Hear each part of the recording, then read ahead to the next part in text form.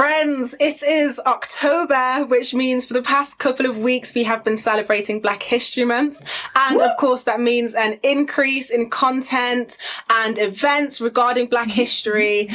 But I wanted to ask you, in this current day and age, does Black History Month still educate and enlighten people, or is it just an opportunity for brands and businesses to pretend that they care about diversity?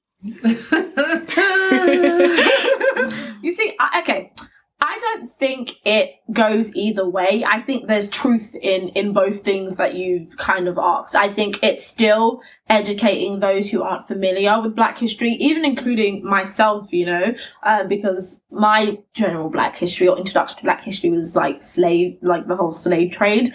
And so now as I've been going through all my years of Black history, I'm learning so many different things. Like this month, I've been looking at the Black Britain, so the Black people that are in Britain since the 1700s, and I thought to myself, oh my gosh, Black people have been here since the 1700s, because they'll make you think it was all just Windrush. But anyway, it's a whole separate topic. So true, so true. So I think it's still teaching us, whether you're Black or if you're not a person of colour, I think it's teaching us. Do I think people are using it as a gain? Yes, is the short answer. I think anytime there is a movement or there is a tension somewhere or a focus, I think Sir Capitalism likes to rear its ugly head, and people will use it if they can make it into a commodity, or companies will use it as a scapegoat. I mean, I don't want to talk too much, but I used to work for a company, and what they liked to do was, in the HR team, was to package up their benefits. But they would take something that was the bare minimum, that didn't even really seem like what it was, and put it as a title to be like, this is employee benefit. So for example, they would give out free fruit every week. So in the employee benefits, it said, oh yeah, we have a health and wellness program. And usually when you think health and wellness, you're thinking private medical or gym and things like that, not free fruit every week. But it's how people dress it up. So companies, I feel like a lot of companies are saying, yeah, we do diversity and inclusion, and then they throw either a Black History Month poster up, or they do one or two events. So it's not real diversity and inclusion, it's just kind of they're just trying to dress it up for their own gain. So that's how I feel. Yeah.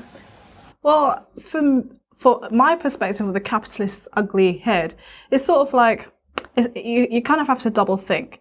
We know you don't really care.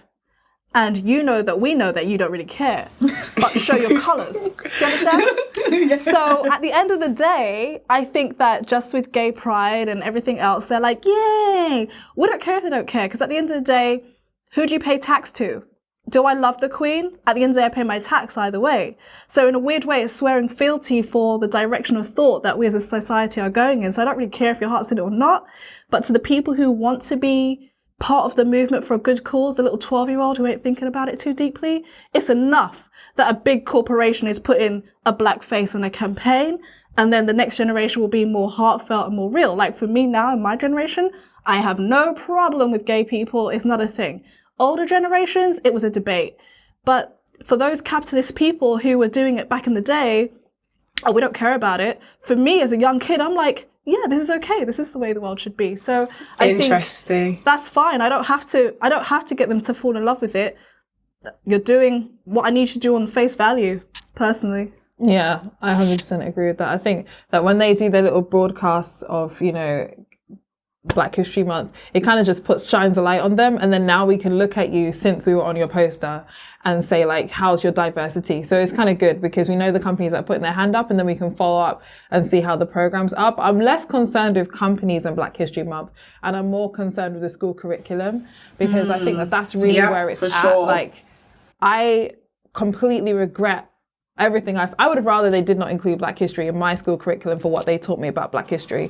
Black history in my school curriculum was just a chance to go on about the slave trade, the atrocious things that happened, the humiliation, and it was basically being the only Black kid in the class whilst everybody spoke about how your ancestors were completely brutalized. To me, I just still remember it as a traumatic experience. And now when I look at Black history, we went to America. That's when I actually started to learn about more just ethnically speaking history.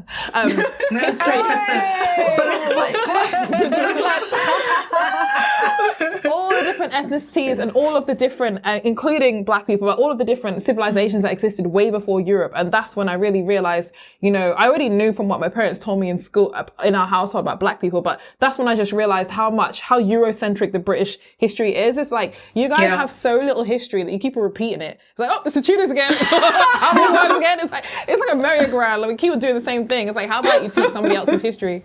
So I feel like in school, I'd rather they didn't touch black history if they're going to just talk about slavery or how British people owned black history. If they're going to talk about black history, let's do it properly. And I think that black people need to focus more on that, because we always saying do black history and then we don't check to what they're actually teaching our kids, because half the time it's humiliating. Right. Do you know what?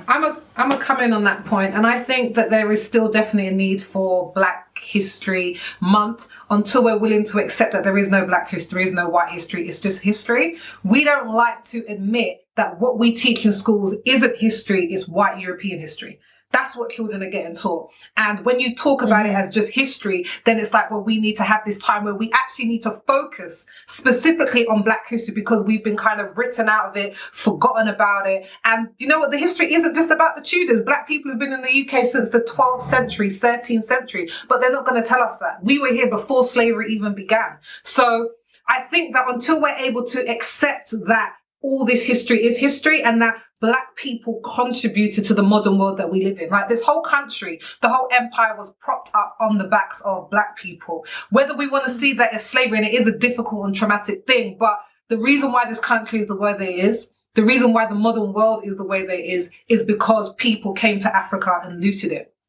So I think we definitely still need Black history, and what we need is much more variety, because I think it's only when you're getting older as a British Black person that you can really start to look into what is British Black history. Because a lot of the times what we're told is American history. African-American history. Exactly. Malcolm X, Martin Luther King, Rosa Parks. Without realising there were fights going on over here. There were protests going on in the UK. There were riots going on over here in the UK for hundreds of years of people trying to fight for their rights as Black people. So... yeah, I feel very passionate about this, ladies. I'm tired of Black history being a struggle. Like, I don't care that we came over here as slaves, because to me, let's talk about the fact that Black people are the first people. So if you see civilization, you see Blackness. So let's talk about how you guys learned maths. Let's talk about how you guys learned how to build things. Let's talk about medicine. I want to hear about that. And then if a caveat into that is sort of like, at this point, like the slave trade happened, it's about how they teach it as well. Well, it's sort of like what I found absolutely fascinating was I started to learn about the Moors. I was taking a trip to Portugal and I was like, I want to know about Portuguese history. One thing I didn't realize is the Moors from Africa, ruled in Spain and Portugal for 500 years. I checked the timestamp on when their rule ended. Did you know only 8 years after their rule ended did the Portuguese go into Africa to grab slaves? So was that we just discovered African slaves, or was it revenge? It's all about how you package you better history. drop the knowledge But that's bombs. the thing, though. The Blacks that were first here in the United Kingdom weren't here as slaves. They were here as people just living their lives. So I understand what you're saying in terms of not just focusing on slavery, because I agree with that. I think that's why we can't rely on teachers at the moment to teach what's on the, not even in the curriculum, to teach, because at the moment history teachers can choose what parts of history they want to include, and that's why people are saying you need to actually put it on the curriculum. A certain amount of hours, a certain amount of time needs to be dedicated to other histories that aren't just white European, so that people can have a global view of what's going on in the world. So I definitely agree. I think I'm in the same I'm in the same boat as everyone else, because like history is naturally inclusive anyway, because we've all interacted throughout since the beginning of time. All history is naturally inclusive. We've all contributed, but the history that we're being taught is not, and that is what the issue is. And I remember being in history class when I was young, when I was in secondary school, and we were learning about the World War, and I think the first one or the second one, but it's actually irrelevant because it's this makes sense for both of them for sure, because we love to focus on the Germans for sure. True, but we learned both, and what I'm about to say is relevant to both. So he was teaching us about the World War, and I was like, I had to ask. I literally put my hand up and I was like, sir, where are all the black people? And he was very dismissive. He was like, oh, they were there. And then at the time, he was showing a slide of images of the World War. And then the next slide after I just asked that question had a black soldier. And he was like, see? And then he moved on, and that was it. And so years later, at a Black History event, I watched a play called Black Blood Runs Red, which was a play at a place called The Drum. Title. And The Drum was an arts centre for the black community, which unfortunately doesn't exist anymore. But anyone from my neck of the woods will know it. And yeah, so we saw this play called Black Blood Runs Red. And that was the first time that I really got to gain new perspective on the amount of African and Caribbean and Indian soldiers that fought and died in the World War. Meanwhile, we're watching all of these television shows, all of these movies, all of these plays, all of these moments where the Queen honors these veterans, and we're completely excluded from this history. Nobody talks about the millions of black and brown people who died in the war and then were banned from the parades when the war was over.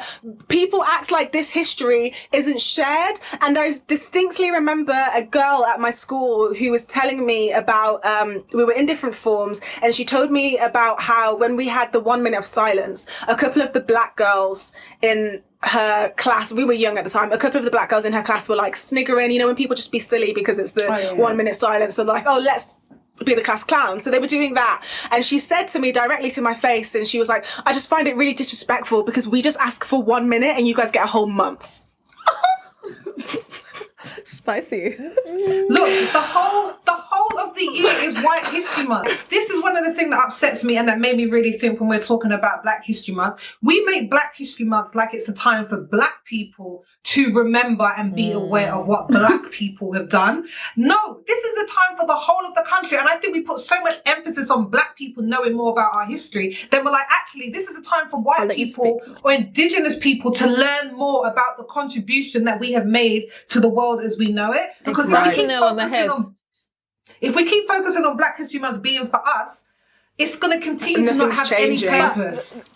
I'll let you talk quickly. What's kind of clear apparently when you were talking about your teacher is, I think the issue, the tension is, when are we ready to be honest as a country? Because in order to teach Black history thoughtfully and correctly, England has to be ashamed and aware of the atrocious role that it played in getting its foot up on the world, right? And to do that, Mr. History teacher needs to look at his great-grandfather or the picture of Winston Churchill or that slave owner in the city square and go like, this is disgusting and terrible. And only once we've had that conversation, like Germany's had about the Nazis, that this isn't the way to do it, can we teach the history thoughtfully. But instead, it's like asking a Nazi soldier to teach Jewish people about themselves. It's just, he's not going to degrade himself or be honest and have a conversation that he hasn't necessarily had. So we're really asking these history teachers to do an evolution and look inside in a way that they haven't. And I wanted to add to that, I think one thing that black people, we're getting better at it actually, and it's only about resources, is I've realized that other races and cultures mythologize themselves. So they paint themselves in the best lights. They have, okay, put it this way. It wasn't until like really long that half of the stories that I thought was Greek and Roman history did I realize was actually mythology. It took me so long because the mythology is weaved so imperceptibly into their history. You just think of them as this great nation. And I think that as black people, as more of us become, I think we underestimate the arts, the filmmakers, the directors. These are the people, because people interact with stories. If I can make you feel something for a character, whether they're male, female, Jewish, Arabic, whatever, then you're in my shoes. And it's only when, because anti-Semitism, for example, has been around for ages. First of all, when Jewish people got into Hollywood and they're able to tell their stories about this is what happened to us and it was disgusting, that we were able to put ourselves in their shoes. Oh my God, that's awful. And then we humanize them and then we bring them into how we would feel in our families. We're starting to do that as black people, but I feel like we need to do that more. And also this is why, on another note, I think it's really, really damaging, though I love hip hop, I think it's really, really damaging the dehumanized dialogue we have about ourselves and about each other, because who wants to relate to that? Who wants to relate to all that violence and everything else? I love it, but we need to mythologize ourselves. Like Bollywood really does a really good sell, right? Bollywood. You love it. I love the dance and everything. It's beautiful. But at the end of the day, they're not getting into all the grossness and the grit and the grime of of How life, they treat of women. how- It's of all basically- the stuff. It's all a I love think- story, Do you know but what it I'm isn't saying? really. I But think so we that's- need I to think start that's a making tough love stories one. within our own cultures as well. And You guys think don't it's think a we tough have one enough because- remakes of Roots already? Oh my gosh, Luanda. You guys don't think we've seen this already? But this is what I'm saying. So like, why are you? I was gonna say, I think Right, but that's this is very what I mean. Like, difficult what are we because saying then? We're saying we need more slave films. We need no, more no. recent I details. don't on know. it. saying that. More stories that people actually want to relate to. So that's the thing. Black The more people positive putting themselves stories. in a picture where nobody wants to put themselves in the picture there with you. It's like Cosby Show. It's about things like that where people go, oh, I've got a family. Oh yeah, I can see that. Oh, We you don't mean do that stuff enough. okay? I've got you because Humanize ourselves. humanizes. Right. Okay, because when you were saying about I can't even say the word anti-Semitism. It's like Semitism. Semitism. No, yeah, but the thing is, that's the reason why Jewish people are more able to show the rawness of the Holocaust is because we all publicly have acknowledged that's some bullshit. And any Nazi that comes up, we're going to whack you in the face, like piss off. So the context is already laid out so that they can present the rawness. But if we're even still arguing whether racism even happens still, we're still on square zero. Do you know what I'm saying? I don't think that's the issue, because if we are talking to people about slavery, you're not going to walk up to any white person in the world, even someone, I don't even want to name names, but even someone who is openly racist but still wouldn't consider themselves racist, and be like, you have to be very, very extreme for them to say, oh, I agree with slavery, I think slavery was a good idea. The problem that we're having now is that people see racism as the slave trade. They don't understand the way that all of those things that happened all of those hundreds of years ago are still manifesting in our lives today. And that's the issue that we're having in terms of the curriculum. Like, I think, Lois, it was you that said, I need to see more than just slavery with Black history, because Black history didn't begin or end with slavery. It was more like it was interrupted by it. There was so much happening. I agree with you on that. I really agree with you on that, but at the end of the day, we have to understand that for other people, they don't care. If you no, they really don't. If you're a white male, this is so far away from you. Even if you're the nicest white guy, you're like, interesting guys. But unless they literally have like monetize that for me. Like you know what I'm saying? Friends, I'm like, they don't care. So it's sort of like, how do you get people to care? And I hate to say it, it's like, obviously, even as a woman, when I even try to talk to men, whether they're Black or white, about women's issues, it's like they're not interested. Someone just has to make me a sandwich comment, and you're like, do you know what I'm saying? So how do you engage the heart and the emotion to override the prejudice? And that's why I feel that movies and storytelling and music, it overrides it. And half of the reason why a lot of white people don't even want to be racist, because their favorite artist is Black. They want to imagine chilling with Tupac or whatever else. I'm just saying.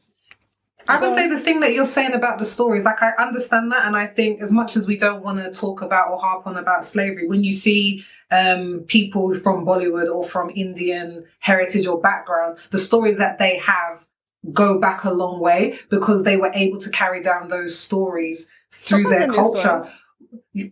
Okay, so when we're talking about, in terms of when you talked about mythology, so when we're talking about stories of that kind of length, so when we're thinking about slavery, unfortunately, a lot of people from the Caribbean don't know their history past their grandfather or their great-grandmother. So then you have an interruption of people being able to pass down those longer stories. In this day and age, 100%, it's not because of a lack of storytellers or directors. It's about gatekeepers who aren't allowing those people to come through. It's about the people who control the music production and don't want anything apart from the rapper who's had gun violence and has been shot 9 times, wanting to make it forward. And it's about some of the stories that we tell, like when Boys in the Hood came out, John Singleton said he regretted later on, to a certain extent, making the film, because painting Black people as thugs in the streets, drug violence or whatever, it opened up the door like, oh, let's jump onto this portrayal and then all we're ever going to see. Exactly. So I think now when we talk about Insecure and we're talking about all these other things that are coming to the forefront, the doors are beginning to open, but it's not because of a lack of wanting to, it's because we haven't been the gatekeepers. But you know what it is as well, we're getting smart with our money. So now we're building our own studios, we're making sure we write our own content, we're making sure it's authentic. And I think that's because other people have paved the way for us. Yeah, exactly. I think we also need to be careful with the way that we're talking about portrayal, because I think a lot of the times, like for example, when that man who was I think he was a comic book artist, and that Karen was Do you guys remember that guy? So the guy was a comic book artist. No, we've talked about him before. He was a comic book artist, and the woman, the Karen, had her dog off the leash, and then she called the police on him and pretended that she was being attacked. Okay, so when stories like that happen, people go into the background of this man, and who's like, oh, he makes art, he does this in the community, this, and that. So what we do when we say, oh, we don't want to hear gun violence, we don't want to talk about slavery, it's like we're dehumanizing ourselves by categorizing like the good blacks and the bad blacks. Like if you gangbang, do you see what I mean? Like if you gangbang, then that we don't want to see you because you just letting the team down.